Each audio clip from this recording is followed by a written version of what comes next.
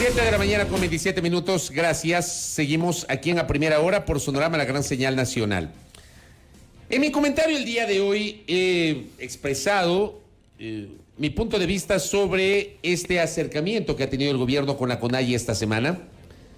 Las explicaciones que ha dado ayer la ministra de Gobierno, Alexandra Vela, respecto de las 11 coincidencias que dice han logrado con la CONAIE.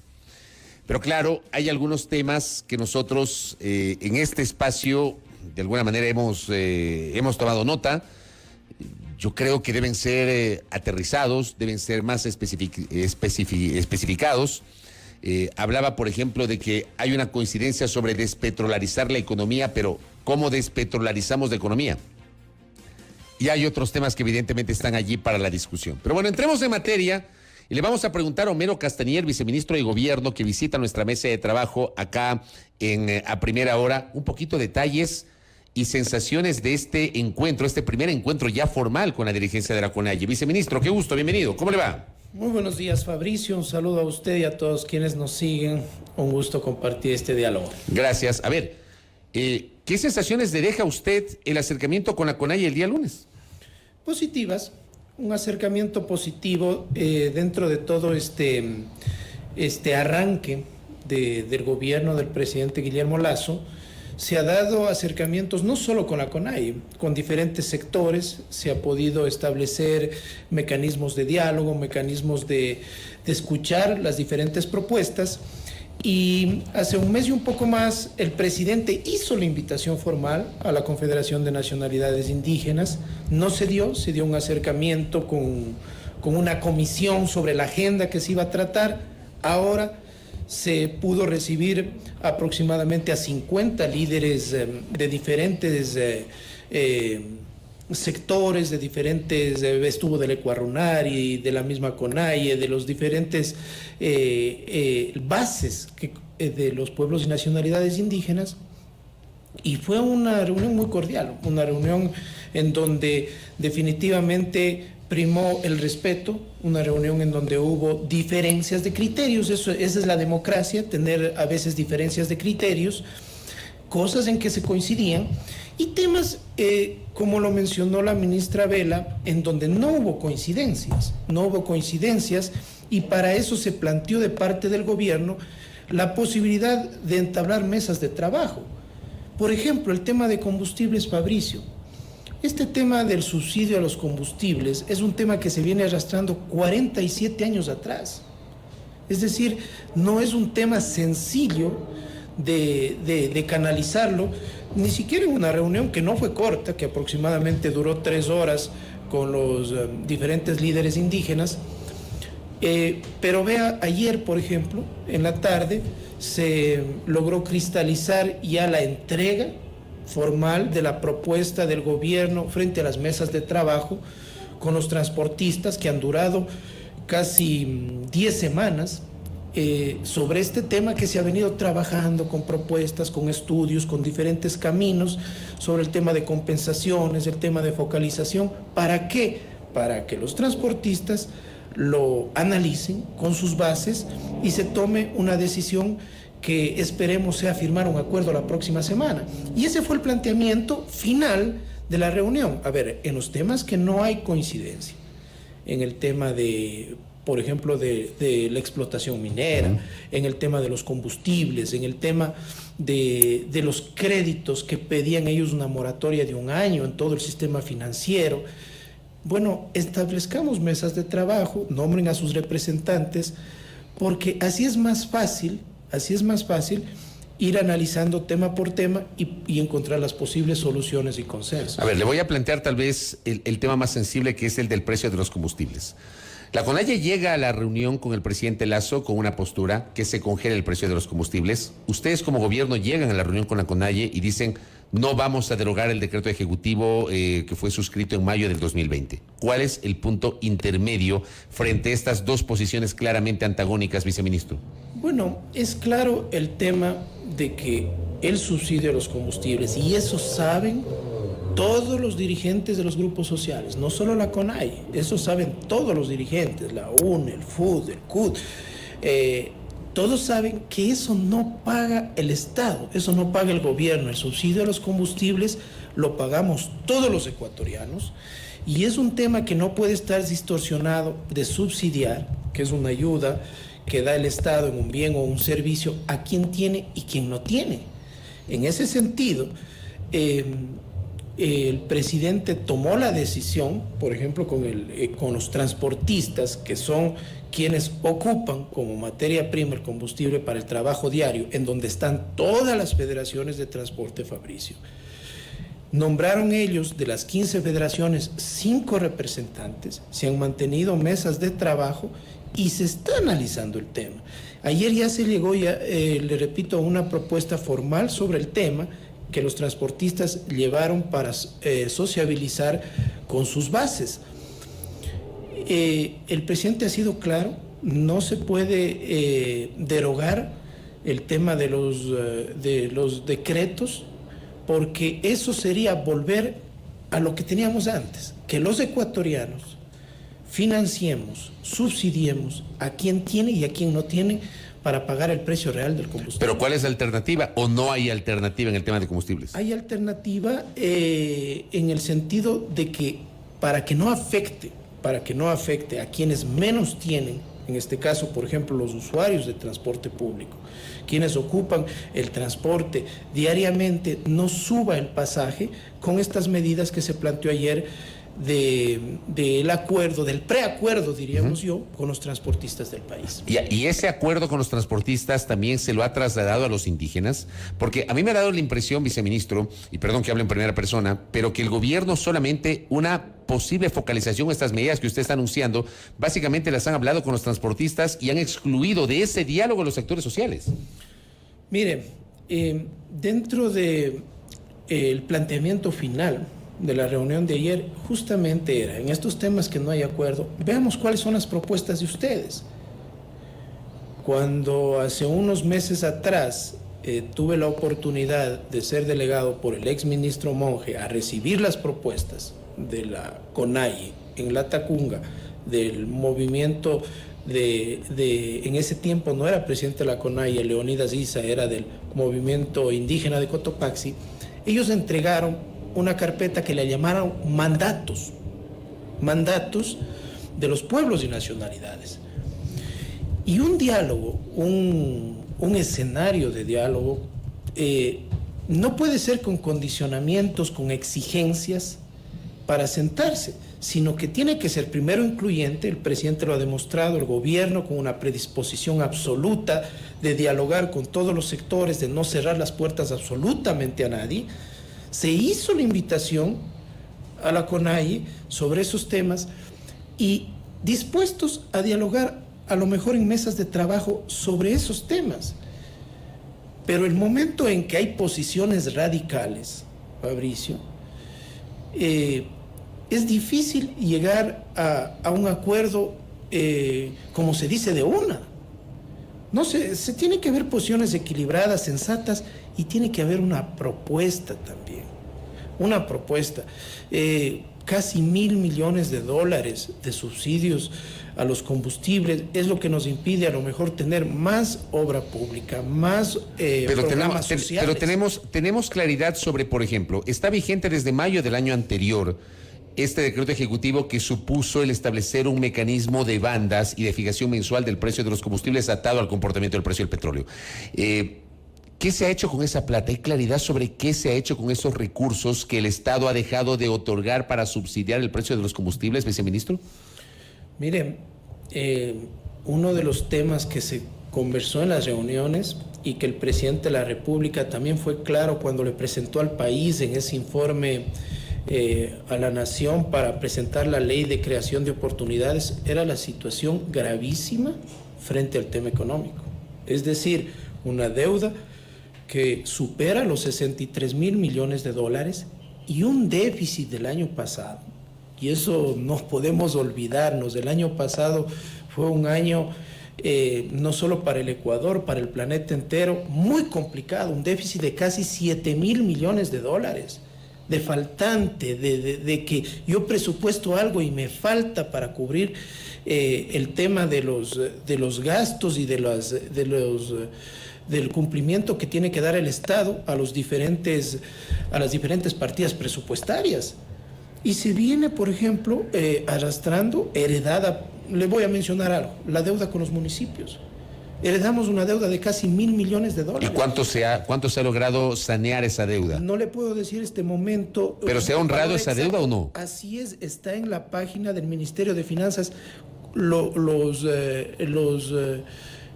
rubros, y está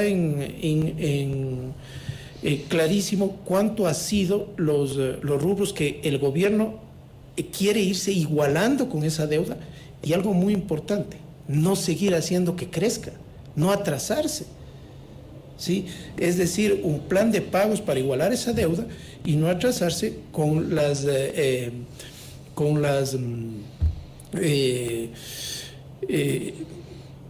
lo que mensualmente las asignaciones deben recibir los municipios. Claro, que reciben por la ley, evidentemente. Pero para cerrar esta parte, le quiero insistir. ¿El gobierno está dispuesto a ceder de alguna manera? Porque en un diálogo hay que ceder. Las partes deben ceder. ¿El gobierno está dispuesto a ceder en alguna medida con su postura original frente al planteamiento de Draconay?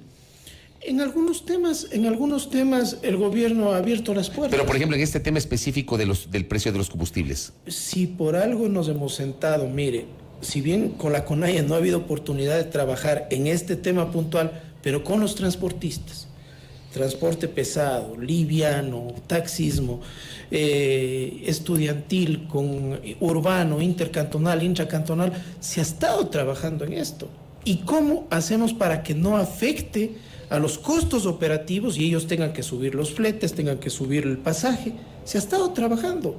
No es que el gobierno se ha desentendido. Sabemos que es un problema que en una situación post-pandemia, digamos, cuando queremos reactivación económica y tenemos el costo de los combustibles teniendo el precio real. Ese es el precio real, no el precio que quiere el gobierno, no el precio que se le ocurre al presidente. Ese es el precio real de los combustibles. Antes, ¿qué sucedía? Todos los ecuatorianos, al que tiene o que no tiene, le financiábamos la tanqueada de su vehículo. Ahora queremos que las compensaciones y el trabajo que se está haciendo con los transportistas vayan dirigidos a que eso no afecte a casi el 70% que utiliza el transporte público. Hay una fotografía que yo vi el día lunes cuando los indígenas se concentraron en el Parque del Arbolito, hicieron una declaración pública antes de ir a Carondelet. Y es una pancarta que fue colocada en el Parque del Arbolito que decía "Octubre volverá". ¿Qué sensaciones le deja eso? O sea, ¿hay el riesgo de que si no llegan a un entendimiento pueda volver lo que ocurrió 2 años atrás, justamente por estas fechas, en el mes de octubre del 2019, viceministro? Bueno, esperemos que no. Pero ¿usted cómo lo siente? ¿Usted cómo percibió luego de la reunión con los indígenas? ¿Usted cree que es una posibilidad de que se retomen esas protestas? Mire, esperemos que no. Todavía existe y siempre existirá esta herramienta inagotable en una democracia, que es dialogar, que es conversar. Pienso que el país entero, la ciudad de Quito, no podría ni permitir ni soportar lo que vivimos en octubre del 2019. Así no se solucionan los problemas, quemando llantas, bloqueando carreteras, provocando agresiones, provocando enfrentamientos entre ecuatorianos. Aquí existen problemas, existen discrepancias, pero existe algo más importante, Fabricio, que son las coincidencias. Y por primera vez se ha presentado en la Asamblea Nacional un plan hacia el 2025. Y eso hay que ver, y un plan cuantificable, en donde se habla que nosotros necesitamos este escenario, esta ley, para generar 2 millones de empleos, para que la pobreza rural baje en un 15%. Yo le pregunto a los sectores indígenas, Fabricio, y a los dirigentes, en estos 47 años que ha habido el subsidio a los combustibles, ¿en qué ha mejorado o ha cambiado su escenario en las zonas rurales? ¿En qué cambió los meses en donde post-octubre hasta que se decretó el tema en los proyectos en las zonas rurales. Aquí sí el presidente de la República ha planteado créditos a 30 años plazo al 1%. Ese compromiso está. Y eso, por ejemplo, puede servirle a las personas que... esa es una de las peticiones de ellos, de tener una moratoria, que están ahorcados, que están complicados por el tema de la pandemia. Un crédito blando puede ayudarles a refinanciar, a renegociar un crédito con una institución financiera. Y ese es un compromiso de campaña y el presidente se ha comprometido en eso. Y muchos de los sectores que estuvieron allí y dirigentes están de acuerdo y le toma la palabra al presidente. Y le toma la palabra y el presidente lo va a cumplir. Lo va a cumplir, se ha comprometido para el 2022 que estos créditos blandos para el sector agropecuario estén disponibles, especialmente para las zonas rurales. Ahora, para cerrar esta parte de la conversación, estamos dialogando con Homero Castañer, viceministro de Gobierno. A propósito de un mensaje que acabo de recibir. Ayer la ministra Vela hablaba de 11 coincidencias, pero esas coincidencias no significan acuerdos. ¿Cómo hacemos para que esas coincidencias se aterricen en concreciones, viceministro?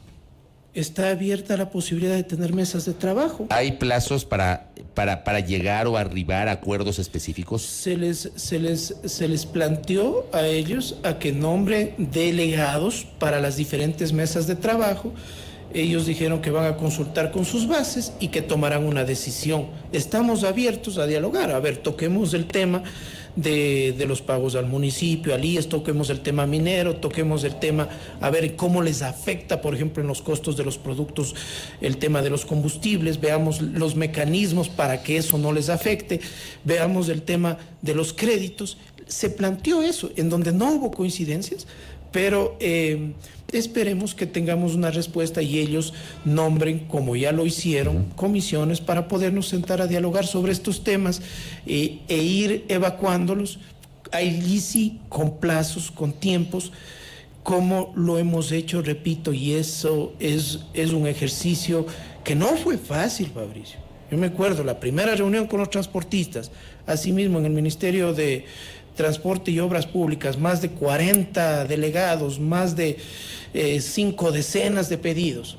Vamos priorizando, lleguemos a los temas, llegamos a 4 temas, en esos 4 temas hemos ido trabajando y ahora tenemos, esperemos, listo un acuerdo para que el gobierno lo firme con los transportistas la próxima semana. Correcto, pasemos de estos diálogos a la relación con la Asamblea Nacional. Y creo que el punto más complejo hoy de esa relación entre el Ejecutivo y la Legislatura tiene que ver con la decisión del Consejo de Administración Legislativa, CAL, de no calificar al trámite el proyecto de urgencia en materia económica de ley de creación de oportunidades y devolvérselo al Ejecutivo planteando que si quieren volverlo a enviar deben subsanar las observaciones que fueron de alguna manera detectadas en un informe previo no vinculante de la Unidad de Técnica Legislativa.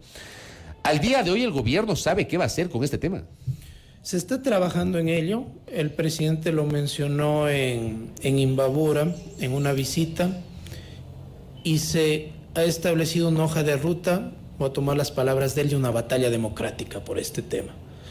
Vamos a insistir que este proyecto no es el que le conviene al gobierno, no es el que le conviene al presidente, le conviene a esos 7 de cada 10 ecuatorianos que no tienen un empleo adecuado. Vamos a trabajar para que ese proyecto de simplificación tributaria, de mejoras en las condiciones de contratación para generar más fuentes de empleo, de atracción de inversiones, sea ley de la República. En los próximos días, en las próximas semanas, el presidente anunciará una decisión sobre el tema, se está trabajando, pero nosotros vamos a continuar como gobierno. El presidente ha cumplido con presentando este proyecto. Hubieron prioridades, primero el tema de vacunación, estamos con muy buenas noticias, Fabricio. Mire que llevamos algunos días sin un fallecido de COVID a nivel nacional. Hoy día he sido delegado por la ministra Vela a un COE nacional. Se ha presentado este proyecto ahora para la reactivación económica, estuvo la responsabilidad en la Asamblea y lamentamos que en el Consejo Administrativo de la Legislatura hayan tomado la decisión de bloquear para que esto sea debatido y que sean los asambleístas en una comisión en el Pleno que vean si las reformas eran prudentes, que se abra lo que usted conoce, Fabricio, ese proceso legislativo de comparecencias, de comisiones generales, para ver si las reformas valían, no valían. Pero para llegar a ese proceso tiene que pasar por una calificación previa que lo hace el CAL, y el CAL ha considerado que no se podía calificar un proyecto al señalar que no cumplía con los requisitos constitucionales y legales, viceministro. Bueno, existe un informe de la Unidad Técnica Legislativa que califica, un informe que no es vinculante, pero más allá de eso, le recuerdo que los proyectos económicos urgentes dentro del marco constitucional, lo que dice la Constitución, no menciona que pueden ser devueltos. Sí, no pueden ser devueltos hacia el gobierno. Ellos han tomado esa decisión de poner esas observaciones, y veremos del presidente de la República qué postura oficial tome en los próximos días sobre este tema. ¿El CAL tenía atribución para tomar esta decisión? Mire, pienso yo que el CAL solo tenía que revisar requisitos de forma. Requisitos de forma, hay antecedentes en donde hubo un proyecto del anterior gobierno en donde, por ejemplo, no se mandó con números de artículos, me recuerdo yo, la ex Secretaría Jurídica de la Presidencia. Esos requisitos de forma sí puede revisarlos el CAL, pero lo de fondo, si es constitucional, si son de una sola materia, si es que esto cumple un hilo conductor que abarca una sola materia, para mí eso ya el CAL no tenía atribuciones de eso. Si no, imagínense, entonces suspendamos la asamblea, suspendamos un debate de los 137 legisladores y que solo el CAL tome una decisión. ¿Está en el radar en ese sentido, está en el radar del gobierno, viceministro Homero Castañer, de desconocer esa resolución del CAL y asumir que los 30 días están decurriendo? Le pregunto a usted, primero como viceministro, pero además por su experiencia como legislador, porque usted fue legislador el periodo anterior. Mire, yo no quisiera dar una declaración en ese sentido. Se está trabajando dentro de la Presidencia de la República, con la Secretaría Jurídica, con diferentes actores para tomar una decisión sobre este tema, pero yo no quisiera dar una declaración en ese tema, en una postura en donde existe una relación de por medio Asamblea Ejecutivo, y esperemos que esa relación permita que ese proyecto de ley vaya al registro oficial lo más pronto posible. ¿Se viene un choque de trenes con la Asamblea? Esperemos que no. Mire, si algo ha sido muy importante dentro de este arranque del gobierno del presidente, es el respeto a las otras funciones del Estado, no solo a la Asamblea, a la función judicial, a la función de transparencia y control social. Ha habido un respeto absoluto en donde no se ha querido, como quien dice, meter la mano. Se ha querido que se respete y que se tomen las atribuciones y funciones. Pero eso sí, la Asamblea tiene atribuciones y obligaciones como legislar y fiscalizar, pero allí no dice bloquear y peor, un plan de desarrollo que ganó las elecciones, un plan de gobierno que ganó las elecciones este año. Correcto. Me gustaría una reacción de Homero Castañer sobre algunos temas que están ocurriendo posterior a las revelaciones de los Pandora Papers. El día de mañana, jueves, habrá pleno de la Asamblea Nacional y habría la intención de incorporar en el orden del día un punto para debatir la integración de una comisión investigadora de los Pandora Papers. El ex candidato presidencial Yacu Pérez va a acudir hoy a las 10 de la mañana a la Fiscalía para presentar una denuncia penal para que se investigue al presidente Guillermo Lasso ante el informe Papeles de Pandora. ¿Cuál es la reacción del gobierno frente a esto que está ocurriendo? Porque, por ejemplo, en Chile, la oposición en el Congreso chileno ya prepara una acusación constitucional contra Sebastián Piñera. Pasa en Chile y es probable que acá en el Ecuador también ocurra. ¿Cómo va a enfrentar el gobierno esta situación que puede derivar igualmente en una crisis? Bueno, el presidente de la República lo hizo en un comunicado y también un informe sobre este tema. El presidente de la República no tiene este rato no incumple ninguna de las disposiciones de la consulta popular de febrero del 2017, en donde se dijo que los funcionarios públicos y las autoridades de elección popular no podemos tener cuentas en paraísos fiscales. Es más, Fabricio, existió una impugnación en donde no querían que sea candidato Guillermo Lasso, cuando se presentó en las elecciones, sobre estas supuestas cuentas que tenía en paraísos fiscales. Él ha sido claro que la mayoría de sociedades han sido cerradas, que las cerró para cumplir lo que dice la ley, pero más allá del tema de que en dónde tuvo o si es que estuvieron esas sociedades, es de dónde provienen esos recursos.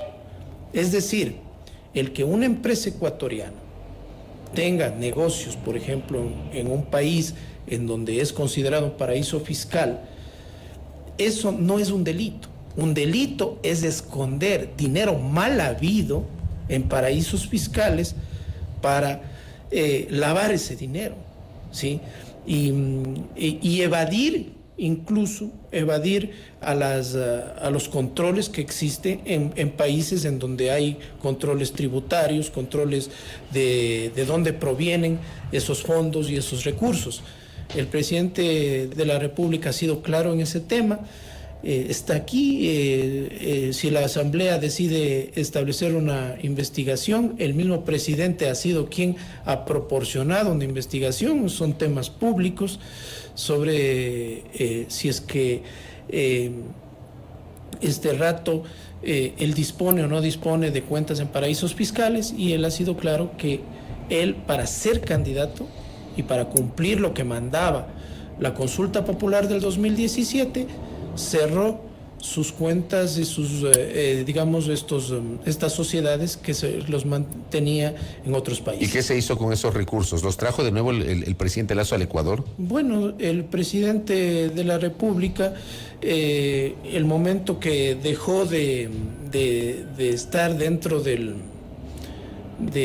sus funciones dentro del Banco de Guayaquil, se dedicó única y exclusivamente al tema político, al tema de llegar a ser presidente de la República, y lo que él haga con su fruto de su trabajo es la libertad y la decisión de él, ¿no? El tema es que me parece a mí que no hay discusión sobre la licitud o el origen de los recursos del presidente Lasso. O sea, que todos sabemos la actividad privada en la cual se ha dedicado el presidente Lasso.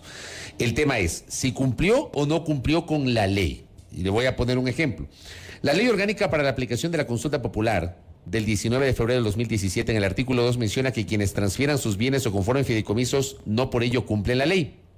Dice: a efectos de la transferencia de bienes o capitales prevista en este artículo, no se considerará que se ha efectuado la misma si aquellos son transferidos a cualquier tipo de empresas, corporaciones, fundaciones u otras formas asociativas o fideicomisos de los cuales, ya sea en forma personal o como asociado, socio o accionista, formaron parte de aquellas o fuesen constituyentes, beneficiarios o tuvieran cualquier tipo de derechos o participación o percibieren de aquellos cualquier estipendio, valor o remuneración. Es decir, si constituyó el presidente Lasso, se hablaba, y en los Pandora Papers se habla de 14 empresas en paraísos fiscales. Según los propios Pandora Papers y las publicaciones de las últimas horas del Consorcio de Periodistas de Investigación, 10 están inactivas y no se sabe qué pasó con las 4. El presidente Lasso dice: yo no tengo nada que ver con esas otras 4.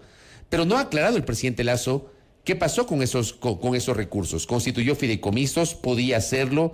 Los beneficiarios son sus familiares. La plata está en el exterior, está acá en el Ecuador. Creo que esas especificidades, viceministro Castañer, falta explicar al país por un tema de transparencia.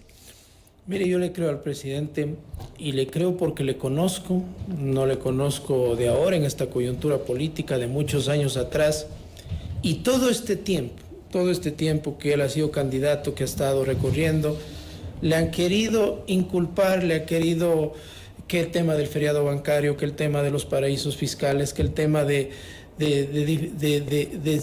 supuestamente de situaciones que sean, digamos, que no sean claras. El presidente no le han podido demostrar absolutamente nada. Es una persona que tiene y que maneja con total transparencia su vida pública, su vida privada. Y es más, existe, Fabricio, a nosotros los funcionarios públicos, existe una obligación de presentar una declaración juramentada de nuestros bienes para acceder a un cargo público, a la Contraloría General del Estado. Y ahí están, claro, cuáles son los bienes que él tiene, cuáles son las cuentas que él dispone, y esa información incluso es pública y de acceso para los asambleístas que en este caso quieren investigar esto. ¿Usted no cree, digamos, el presidente ha tenido dos apariciones públicas, el lunes en la tarde, allí en el ingreso de Carondelet, en el patio de Carondelet, y el mismo lunes en una intervención en redes sociales de 6 minutos? ¿El gobierno no está pensando que el presidente podría explicar con mayor detalle, con mayor especificidad ese tema para que no queden dudas, viceministro? Lo ha hecho, el presidente ha sido claro respondiendo a esta publicación de este grupo de periodistas, ha sido claro respondiendo a la opinión pública, y si se quiere investigar más allá, yo estoy convencido de que el presidente estará abierto a que se haga cualquier investigación por su rectitud, por su honestidad y por su transparencia en su actuar, como lo decía, en su vida pública y privada. ¿El presidente Lasso está dispuesto a responder requerimientos de la Asamblea Nacional en ese sentido? Mire, la Asamblea Nacional puede hacer una investigación a todos los funcionarios públicos. Incluyendo el presidente. Así es. Recuerde que en el anterior periodo legislativo ya se hizo, por ejemplo, una investigación de los INA Papers. Ahora lo ha retomado la Asamblea Nacional, se sacó un informe sobre ese tema, en donde se llegó a un informe y conclusiones sobre ese tema, ¿no? Tengo entendido que también la Fiscalía lo está haciendo por alguna denuncia que presentó un legislador. Pero aquí lo importante es lo siguiente: el presidente ha dado la cara, ha dado una explicación sobre este tema y, repito, estoy seguro de que él estará dispuesto a que se haga cualquier investigación por su transparencia en su actuar, en su vida personal. Correcto, viceministro. Gracias por el tiempo y por la gentileza de habernos visitado. A usted, Fabricio, gracias. A Homero Castañer, viceministro de Gobierno, con una multiplicidad de temas que hemos abordado justamente acá con nuestro invitado en A Primera Hora por Sonorama, la gran señal nacional. Alerto a la audiencia, ya mismo un panel para hablar sobre la crisis carcelaria y el tema de inseguridad. Pablo Encalada y María del Mar Gallegos estarán con nosotros en minutos, aquí en A Primera Hora por Sonorama, la gran señal nacional. Volvemos.